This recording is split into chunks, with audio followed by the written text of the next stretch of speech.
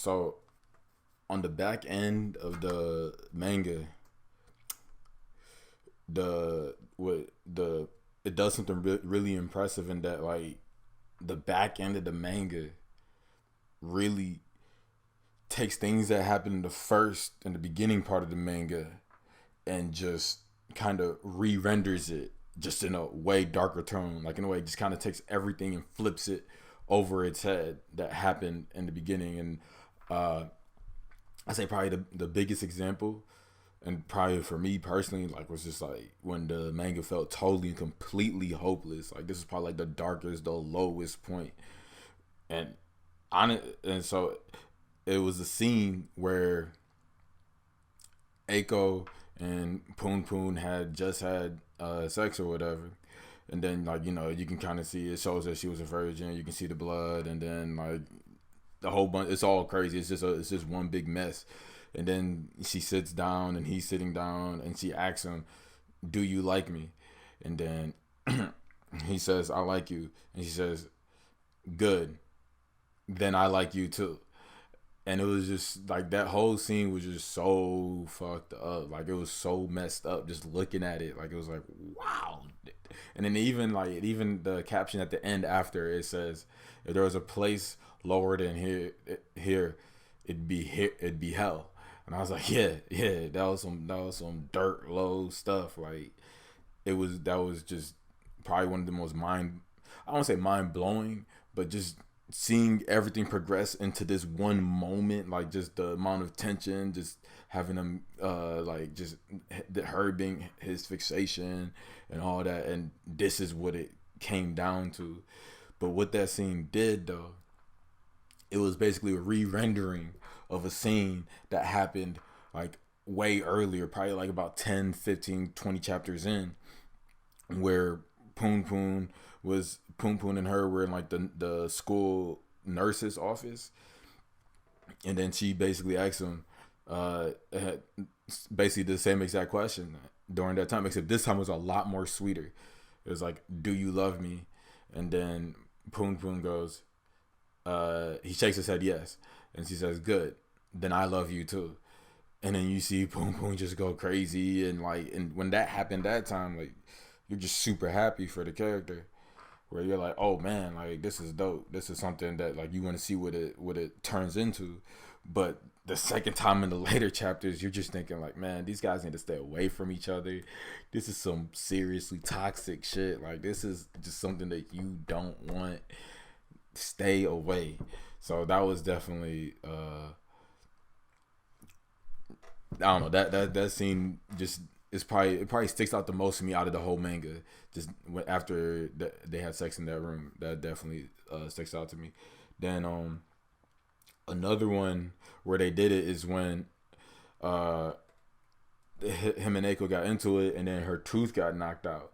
And after her tooth got knocked out, she did that smile, and it looked just like she did when she was a kid. And you can just kind of see, like, he was just taking scenes from way back when and just bringing it back. And except the scenarios is way darker, whereas in the beginning it was just more hopeful, more positive.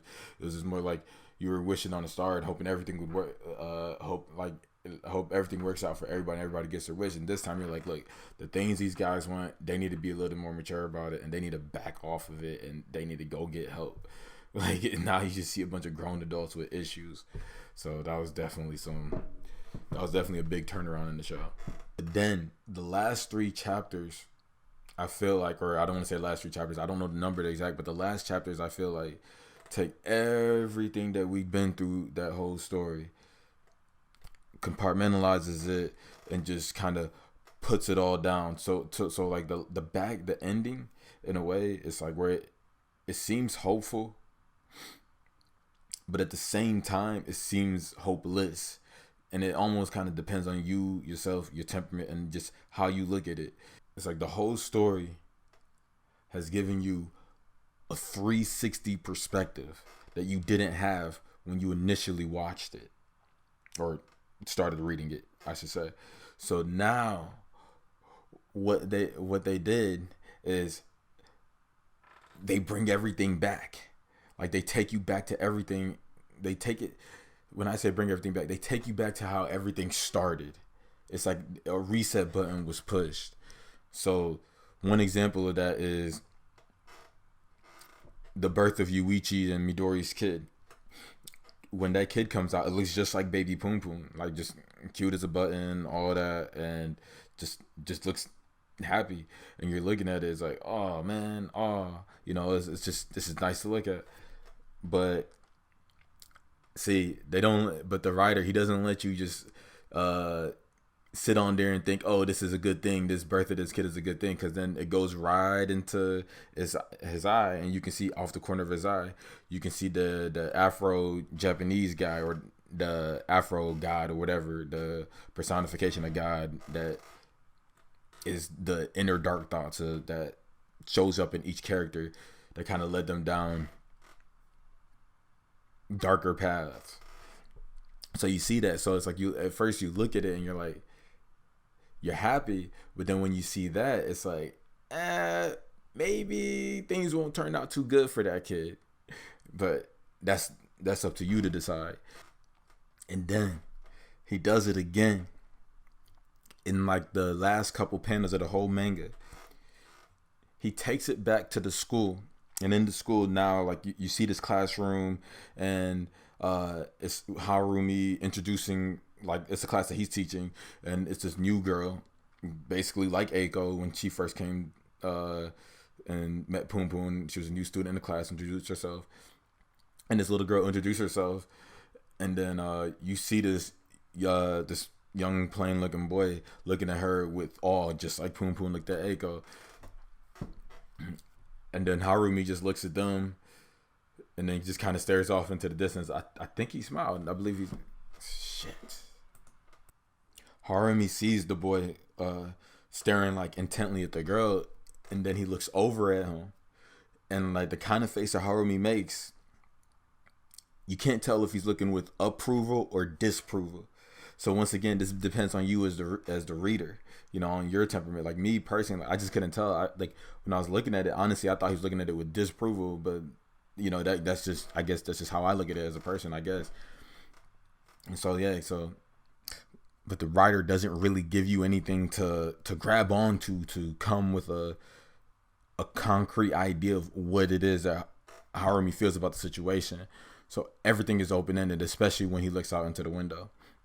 And then the panels go on further to show all like a group of friends getting together,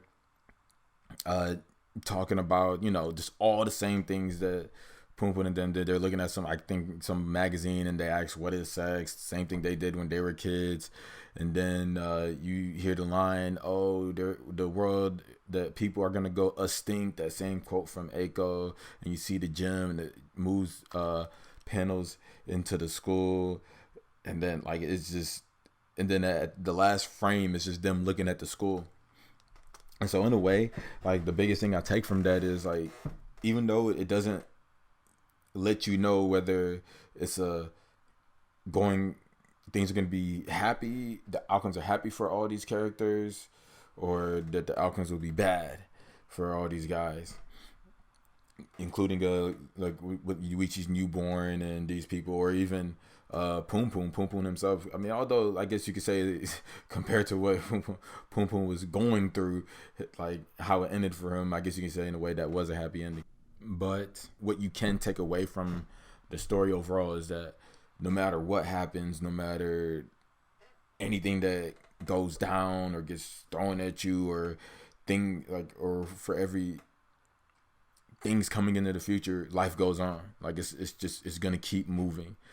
Like, and that's what you get from the whole contextualization of the story after you read it, and then they show you all these panels again. It's like, no matter what, life keeps moving forward, and someone has been through what you went through also, and any one of your decisions can take you down any different route.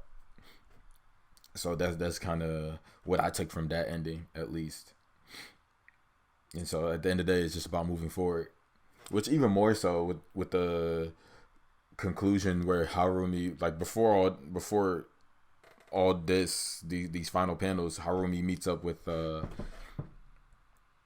Punpun. They randomly met on the outside, like walking around. They randomly met up, And then Harumi, obviously they were disconnected for years, so he didn't really know what went down with Punpun. So, but when he seen it, he looked at Punpun and he just thought to himself, "Wow, like he seemed pretty normal with not knowing everything that Punpun had gone through, or how it, like just the course that his life went with the murder and the attempted suicide, all those things, and losing Aiko. That all he could see is the end result with Punpun and just the people in the community that he had surrounding him. And at this point, like essentially Punpun was just moving forward. And so that's kind of like all he could see is just that, life happens, and it's just, I guess, don't get crushed in the moment, that you can always keep going forward in a way. I guess that's one thing. I think that's the main thing. Just move forward. Like, just, you don't have to stop. You don't have to stay stagnant. As long as you keep moving forward, regardless of how hard it gets, you'll be fine.